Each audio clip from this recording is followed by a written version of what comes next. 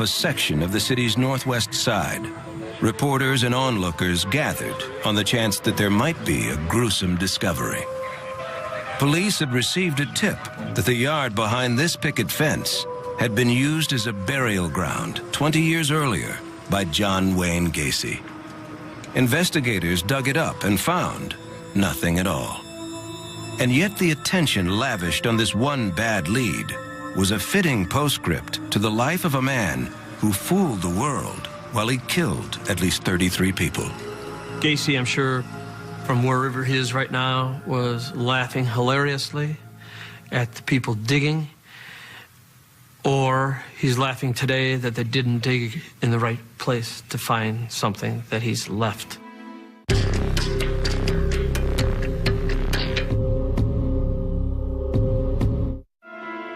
In the Chicago winter of 1942, John and Marion Gacy awaited the birth of their second child. The young couple already had a daughter, but John longed for a son to carry on the family name. On March 17th, he got his wish when Marion gave birth to a boy. They named him John Wayne, after Marion's favorite movie star. The Gacy children, including a third child, Karen, born 2 years later, grew up in this modest bungalow in a blue-collar neighborhood. Their father, the son of Polish immigrants and a World War I veteran, worked as a machinist building control panels for utility companies. He was the breadwinner, so that's what I think he thought his respective duties were, to bring home and provide for us a home and food, but he wasn't the nurturer. Gacy Sr. was an uncompromising man who demanded obedience from his children, especially his only son. He expected Johnny to be like the other boys who played stickball, climbed trees, and fished. The father was an avid fisherman and tried to teach his son the sport, but the boy had no interest. Instead, Johnny would much rather cook with his sisters or garden with his mother. When he wanted to work on flower beds that he put in around the house, it was like, you know, the sissy thing to do. And Dad was very vocal about that. John wanted his father to know, "Dad, I love you. I am your son. But please, let me be Johnny Gacy." The father would often ridicule Johnny in front of his sisters and other children in the neighborhood. It's just a constant stream of, "You wimp. You know, you're not going to be anything. You can't do this. What are you, one of the girls?" Taunts from a father toward his son can be devastating. While Johnny's father was rigid and emotionally distant, the boy developed a special bond with his mother. Mom was confident. You could go to Mom and tell her a lot of things that you couldn't talk to Dad about. And I think my dad felt threatened by that, felt like they were keeping secrets from him. Marion was a homemaker, but her husband acted as if he ran the household. The couple argued frequently about everything, from chores to child rearing. She tried so hard to keep the family together, knowing that her husband drank, and when he drank, he went into rages, and he usually turned on John. After his shift on the assembly line, Johnny's father would escape to the basement, where he would drink brandy before supper. Marion and the children would wait at the dinner table in fear and silence until he climbed the stairs drunk. If the children misbehaved, he would spank them with a razor strap. We actually learned how to toughen up against it. And John especially, he would not cry. He would not cry. And sometimes I think that made Dad angry. Johnny not only felt alienated at home, he longed to be accepted by his classmates. But a congenital heart condition prevented him from playing with the other kids. I was wrestling around with some older kids, and I passed out, and I remained unconscious for about 10 or 15 minutes. We went to the doctor, and they said I had an enlarged bottleneck heart. So I was more or less like a sickly kid. Gacy's father expressed no sympathy for his son and saw the heart condition as one more failure. He pressured the boy to do well in school. Johnny disappointed his father even more when he fell behind in his studies because he was at home sick so often. In 1954, when he was 12, Johnny made his first real attempt at fitting in with the other boys when he joined the Boy Scouts. He earned merit badges in wilderness survival and campfire cooking. But despite his sense of belonging and achievement, Johnny knew he was different from the rest of the troop. The only other person who recognized this was his best friend, Barry Bushelli. One afternoon, while playing in his bedroom, Johnny shared a secret with his friend. Johnny had his mother's silk panties and bra sitting in a bag in this closet. I was astounded. I said, Johnny, what are you doing with those things? And he said to me, he said, I wonder if I ever dressed up as a woman, how I would look. Young Gasy was deeply confused about his sexuality, but there was no one to help him, so he buried his secret deep inside. By the time he entered high school, the young man had learned to hide his confusion. John dated several girls and attended school dances with them, but neither his grades nor his health improved. In 1960, while attending Prosser Vocational High School, John was learning the printing trade. He had several fainting spells in shop class. His teachers agreed that he would never be able to work with machinery. John dropped out. He had disappointed his father yet again. I couldn't get along with my father. I mean, he was just overbearing. I was dumb and stupid, never would amount to anything, and so I just took off and I said, to hell with it. In 1964, when John was 22, he accepted a job as a shoe salesman in Springfield, Illinois, the state capital, about 200 miles south of Chicago. On his own and free from his father's resentment, John was determined to make a name for himself. His mother, Marion, and sister, Karen, both thought a little independence was exactly what he needed. That was John's, I hate to say the word salvation, but I think that that's where he came alive. He became himself. Gasy craved acceptance and found it through volunteer work with the Junior Chamber of Commerce, better known as the JCs. Working harder than he ever did in school, Gasy organized anti-litter campaigns and booked speakers for sex education classes in the public schools. Soon, John found himself hobnobbing with politicians, including on several occasions, Illinois Governor Otto Kerner. He was always very eager to volunteer to do anything at all. Whatever came up, he was eager to do. But he also, at the same time, wanted to make sure that he got his name in the paper or some recognition of some kind. In February 1964, Gasy began dating a shy bookkeeper who worked with him at the shoe store, named Marlene Myers. Marlene's family was better off than his own, and John saw the relationship as another avenue for him to get ahead. That September, the couple married. The following year, his new wife became pregnant. They were real excited about the baby coming, and John was just really, I mean, he just gleamed the real proud father thing. You know, he just glowed. John was thrilled with the prospect of becoming a father, but the yearnings he had repressed as a boy were forcing their way back to the surface. On February 24th, 1966, while Marlene was in labor in the hospital, John was at a bar with a male coworker. We went to his house, and instead of having coffee, we had a couple more drinks, and I must have passed out. I woke up laying on his bed with no clothes on. Gasy had oral sex with the man, and the next morning felt both exhilarated and ashamed. He pretended nothing had happened.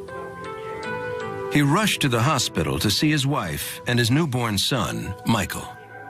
He was such a good father when Michael was born. He was very nurturing, and he'd kiss them and he'd hold them, and he didn't learn that, I know. So it was just like a natural thing to him. John's parents came down from Chicago to meet their grandson. For the first time, John saw pride in his father's eyes.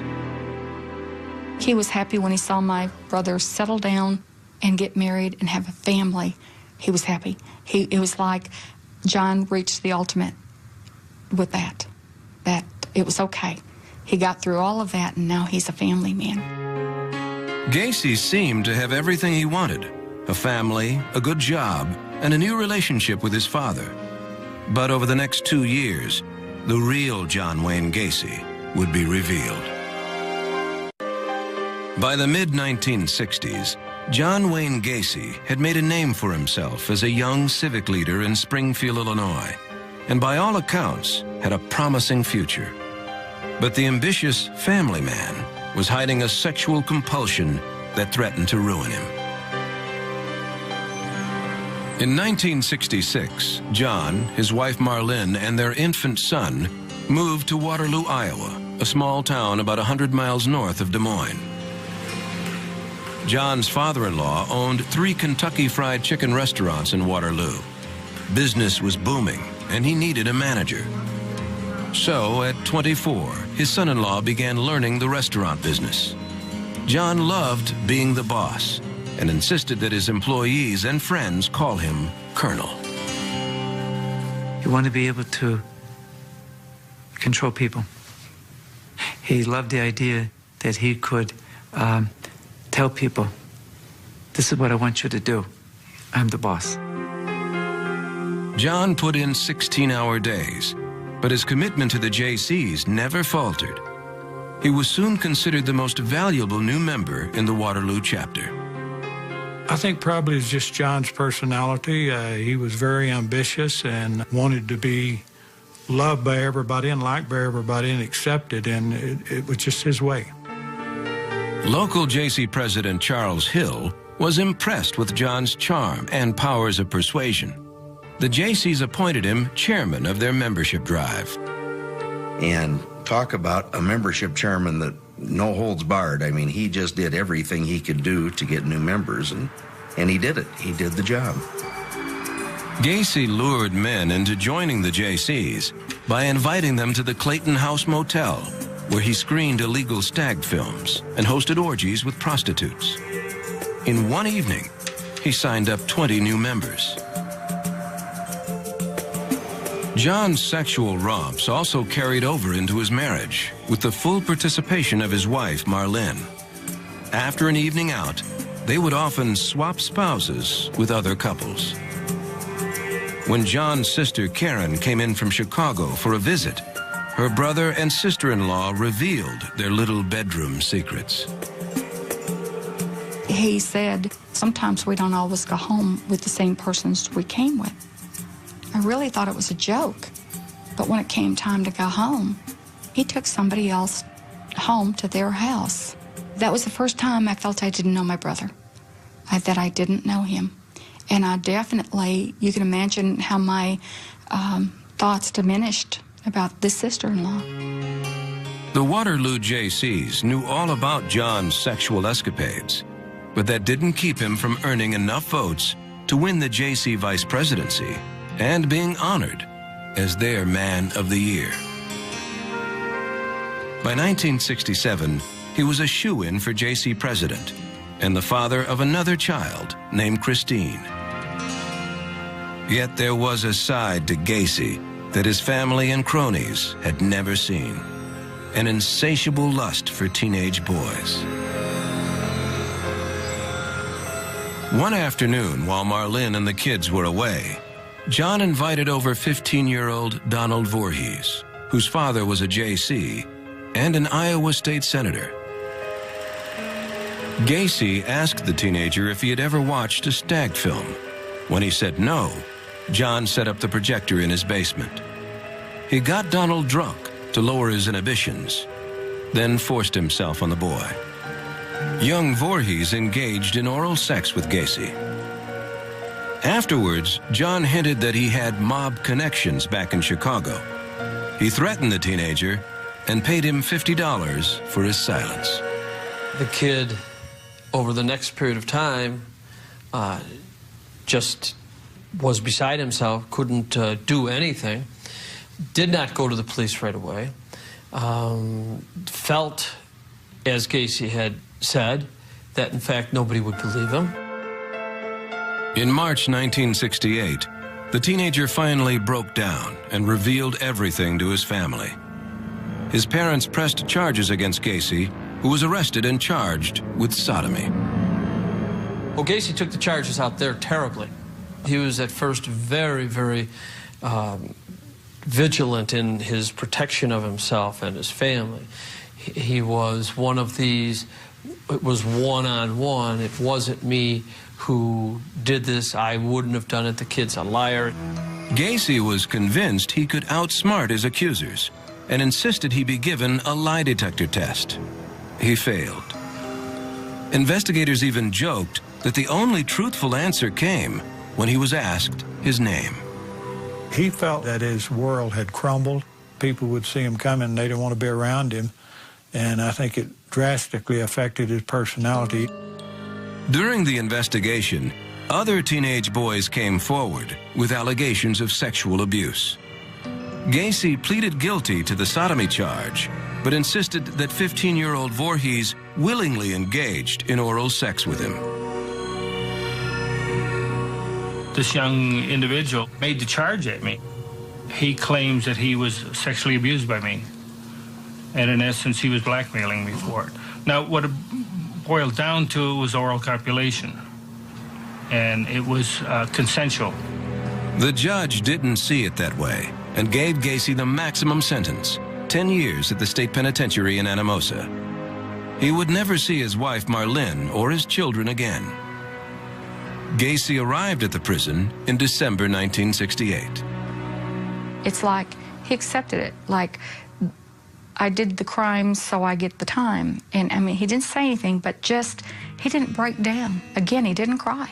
He did not cry. We all cried, including my father. Even behind bars, Gacy aggressively pursued all of the social outlets available to him. He not only made friends with fellow prisoners, but he mingled with the guards, social workers, and even the warden. Within 8 months, Gacy landed a job as head cook in the prison kitchen. He loved trying out new recipes for the inmates. I can say unreservedly that the quality of the food improved dramatically. One thing John was a very, very, very fine cook. And he understood something that traditionally folks who cook in prisons don't understand. He understood the use of spices. In December 1969, a TV film crew visited the prison to shoot a segment called Christmas at Anamosa.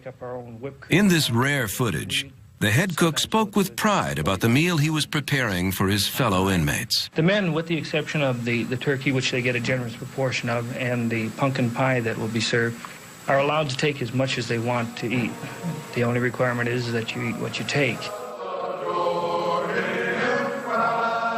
After his interview, Gacy joined the prison choir in singing a carol. But this holiday season would be John's worst. Back in Chicago, his father was battling cirrhosis of the liver. On Christmas morning, John Stanley Gacy died. The news devastated his son. He was convinced that his father died of shame over his sodomy conviction. He felt like he stripped him of any dignity. He was remorseful about that, that he disappointed him in such a way that it killed him. And a lot of times we'd sit and we'd talk, and I'd say, John, you didn't. It was a disease. Dad's drinking is what created his death. Gacy's grief quickly turned to rage, which he took out on inmates he suspected were gay. One afternoon while walking back to his cell, he spotted 2 prisoners having oral sex. Gacy kicked one of the men in the face, then returned to his cell. There was someone who was struggling with an inner demon that did not have to do with hating homosexuals, but with being attracted to them. And John hated prison every day that he was there. After his father's death, a lot of hates, including that one, became much more powerful in his personality. On June 18, 1970, prison officials released him on good behavior. He had served 16 months of his 10-year sentence. John returned to his hometown, Chicago, alone, and let his family there know that he was determined to start a new life. Gacy moved in with his recently widowed mother and got a job as a short-order cook. John worked hard and stashed away every penny he made. It's like he couldn't rest. Something definitely was driving him. And his temperament was different. It's almost as if he had a little plan of action. He was going to be successful. By June 1971, Gacy had saved enough money to start his own contracting company. He called it PDM, for painting, decorating, and maintenance. The following year, John and his mother bought this ranch house in Norwood Park on the outskirts of Chicago. By now, he had a steady girlfriend named Carol Hoff, who was recently divorced and on welfare. Gacy had known her since high school. John confided in Carol about his bisexuality and his prison record. She was naturally concerned, but tolerant. She saw her boyfriend as a hardworking, caring man her children loved. From the beginning of their courtship, her two daughters, Tammy and April, called him Daddy.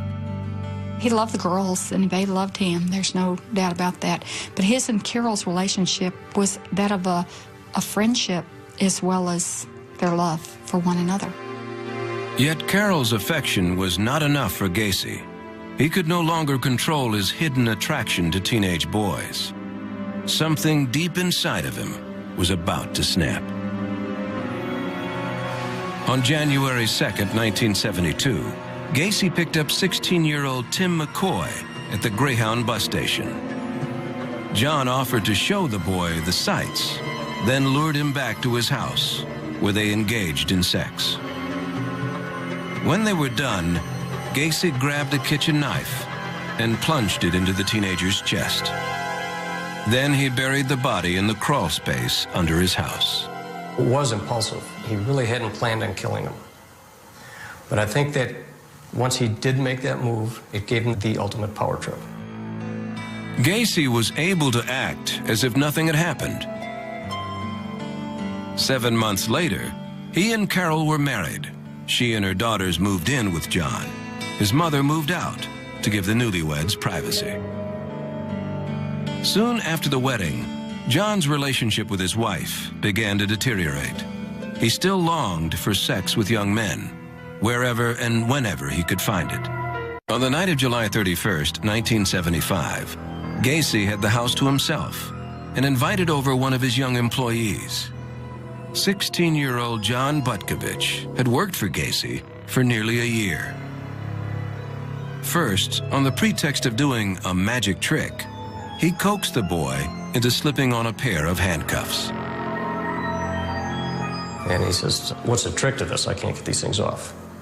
And at that time, Gacy went in his pocket and grabbed the key to the handcuffs and says, "The trick is you have to have the key."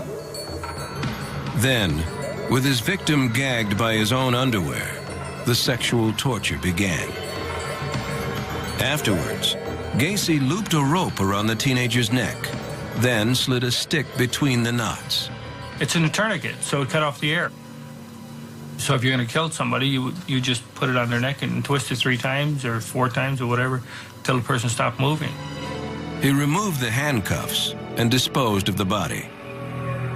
Now Gacy had killed twice. His psychiatrists would come to believe that the motive could be traced to his abusive childhood. There began to be a confusion between feeling better about himself in the sense of empowering himself to overcome this childhood sense of failure and his sexual desires and needs. He liked handcuffs. He liked to hurt people.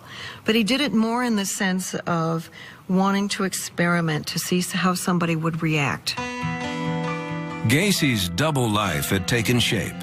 Family, friends, and business associates had no idea who the real John Wayne Gacy was. Not only was he a prosperous entrepreneur by day, but even entertained children in hospitals. He would dress up as a clown he called pogo. When I got into clown makeup, I regressed into childhood. It was fun being a clown because you could be yourself or just let yourself go and act a fool. Gacy even dabbled in Cook County politics and was named a Democratic precinct captain. He would help people. He would do favors for people. The old-fashioned precinct captain, if they needed something, a garbage can or something, he'd get it, a Christmas tree, he'd get it for them. If they needed construction work, he would do it. He'd have somebody do it for them. Everybody knew John Gacy, and he knew everybody in his precinct. But Gacy's hectic schedule was taking its toll on his marriage.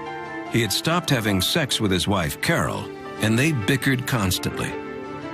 One afternoon in 1975, John berated Carol for spending too much money. After 3 years of marriage with him, she filed for divorce and soon left the house with her daughters. Now single again, the 33-year-old Gacy was like a wild beast uncaged.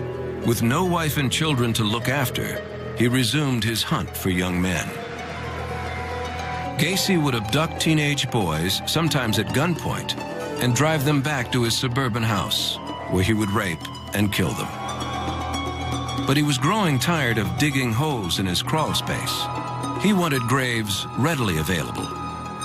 Gacy hired an unsuspecting employee, David Cram, to trench for piping and instructed him to break ground only in the areas he had marked. He would lay out the trench. All right, this is where you dig, this is where you dig. Don't vary from the path. And there was also comments about the time factor. He'd come down, see how I was doing. How's it going? Are we done yet? You done being down there? Cram also rented the spare bedroom in his boss's house. He returned home one night and found Gacy drunk and dressed in his clown costume. Gacy invited Cram to join him for a drink. The men had a few Mai Tais, then Gacy tricked Cram into the handcuffs. And he's laughing, ha, ha, ha, you know, just like a little kid. You know, and again, I'm standing there looking at a clown in a clown suit, laughing at me because I'm locked up. And he's like poking me. Does it bother you? Huh? Does that bother you? Huh? So I told him, I said, if you don't take these off, I'm going to kick your The teenager then saw a side of his boss that few ever lived to tell about. It was just like a light switch went off in the middle of a conversation, in the middle of a sentence, in the middle of a thought. He just starts growling like a mad dog. Gacy lunged at Cram and swung him around the room, shouting, "I'm going to rape you." Despite the handcuffs, Cram was able to push Gacy to the ground. He somehow managed to grab the key and escape to his room. David Cram moved out. Others were not so lucky. By the end of 1977, Gacy had killed 19 young men in his home, all the while carefully maintaining his double life. In May 1978, he was back in the limelight, organizing the Polish Independence Day Parade in Chicago. The guest of honor was none other than First Lady Rosalind Carter. At a function that evening, the serial killer mingled just inches from the president's wife. By December, Gacy was committing a murder every 2 or 3 weeks. He showed no signs of stopping until an investigation into a missing youth would lead police to Gacy's front door. By 1978, 36-year-old John Wayne Gacy had sexually tortured and killed 32 young men.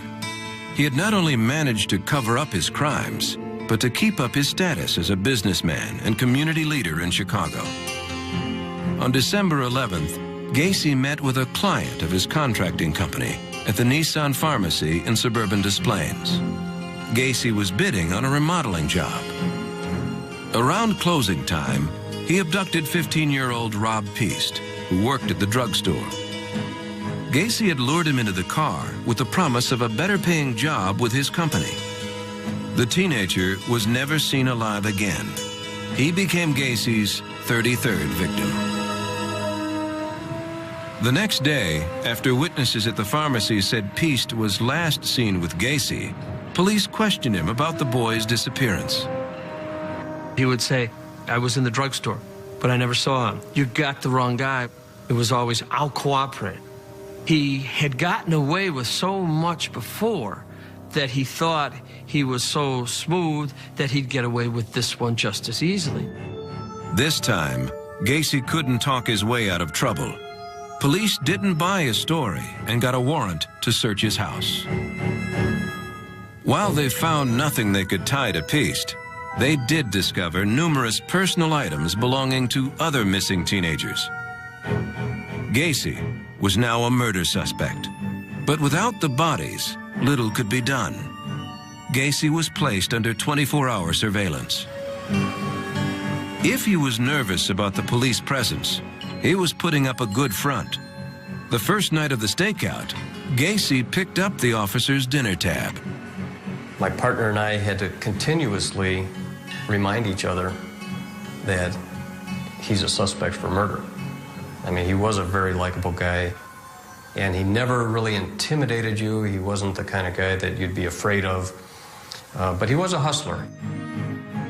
Gacy even had the surveillance team over to his house for a fish dinner. When one of the officers smelled a foul odor coming from the air vents, investigators were all but convinced that the crawl space below had become Gacy's makeshift burial ground. We weren't giving up, and he could not lose the evidence. He was sitting on the evidence. And he knew we were seeking a second search warrant. So John was cornered. Gacy realized the truth about his serial killings would soon be exposed. Out of desperation, he met with his attorney for an all-night confession. And then he looked at me and said, I've been the judge, jury, and executioner of many, many people. Now I want to be my own judge, jury, and executioner. I don't want you to interfere. I'm going to tell you everything from the beginning. I kept telling him it was unbelievable, and that's why he offered to show me the crawl space. He was going to prove to me that he committed the murders, and I don't want any part of that. Amirante didn't need to see it, because within hours, investigators were on their way. They had their second search warrant. When they descended into the crawl space, it didn't take long for them to dig up a human bone. On December 21st, 1978, John Wayne Gacy was arrested for murder. At the police station, Gacy seemed to take the news well and even joked with police while they were booking him. When investigators asked where he was born, Gacy looked up and proclaimed that he was, quote, born in a state of confusion. The mugshot captured Gacy laughing at his own wit. Gacy also told police that he was not responsible for his brutal acts because he was suffering from a multiple personality disorder. He knew we were going to get the rest of the bodies, and he knew we had human bones, and he knew we weren't going to stop. So now as he's backtailing, he's saying, all right, I'm nuts. Gacy's home in suburban Chicago was besieged by a fleet of officers and evidence technicians. Captured on this rare police video, the excavation of the crawl space was carried out with the precision of an archaeological dig. Piece by piece, officers lifted the remains of Gacy's victims through the floorboards and carried them out the front door. It was then that John Wayne Gacy was introduced to the world as the worst serial killer in American history. Yet Gacy seemed more concerned with the police rummaging through his home than with his criminal notoriety. He wanted to make sure his bar that had like 20-some cases of old Milwaukee sitting around it, that he made sure that nothing was done there and that we didn't dirty his floors. Those who thought they knew him best, his own family, realized they had no idea who John Gacy was. I went into first a denial stage, and then I went into anger. And I told him how much I just hated everything that he had brought upon us. And I saw in my mother, I saw something die in her. There was never that light again. There was never that twinkle in her eye. From that day forth, it was like someone put the light out, and she got rejected because of her love. And she said to me, I'm a mother. I love him. How can I stop loving him?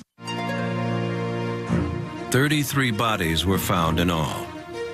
Now, John Gacy's fate for committing these hideous crimes would be determined in a Chicago courtroom. In February 1980, 37-year-old John Wayne Gacy went on trial in Chicago for the murders of 33 young men and boys.